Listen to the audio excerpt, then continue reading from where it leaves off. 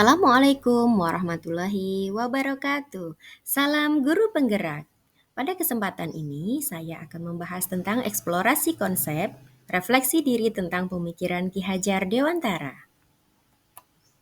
Intisari pemikiran Ki Hajar Dewantara tentang pendidikan. Pengajaran merupakan proses pendidikan dalam memberi ilmu atau berfaedah untuk kecakapan hidup anak secara lahir dan batin. Sedangkan pendidikan memberi tuntunan terhadap segala kekuatan kodrat yang dimiliki anak agar ia mampu mencapai keselamatan dan kebahagiaan yang setinggi-tingginya baik sebagai seorang manusia maupun sebagai anggota masyarakat. Jadi, menurut Ki Hajar Dewantara, pendidikan dan pengajaran merupakan usaha persiapan dan persediaan untuk segala kepentingan hidup manusia, baik dalam hidup bermasyarakat maupun hidup berbudaya dalam arti yang seluas-luasnya. Menurut Ki Hajar Dewantara, pendidikan adalah tempat persemaian benih-benih kebudayaan dalam masyarakat. Ki Hajar Dewantara memiliki keyakinan bahwa untuk menciptakan manusia Indonesia yang beradab, maka pendidikan menjadi salah satu kunci utama untuk mencapainya. Pendidikan dapat menjadi ruang berlatih dan bertumbuhnya nilai-nilai kemanusiaan yang dapat diteruskan atau diwariskan. Tujuan pendidikan, menuntun segala kodrat yang ada pada anak-anak agar mereka dapat mencapai keselamatan dan kebahagiaan yang setinggi-tingginya, baik sebagai manusia maupun sebagai anggota masyarakat. Oleh sebab itu, pendidik itu hanya dapat menuntun tumbuh atau hidupnya kekuatan kodrat yang ada pada anak-anak, agar dapat memperbaiki lakunya, bukan dasarnya hidup dan tumbuhnya kekuatan kodrat anak.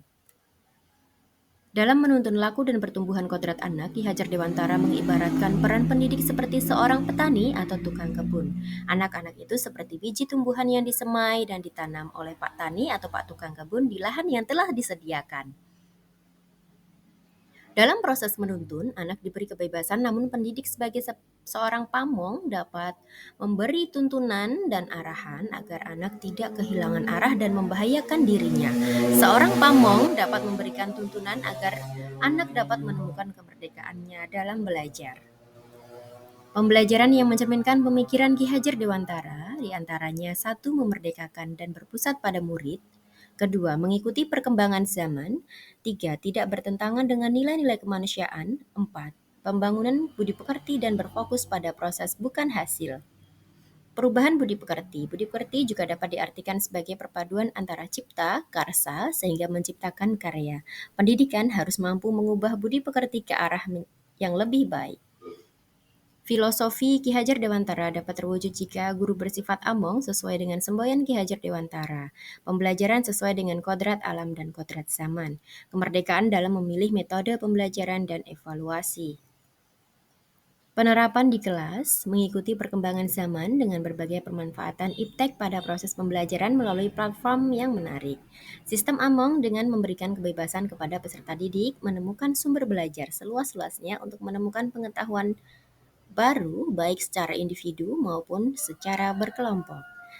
Terima kasih, semoga bermanfaat.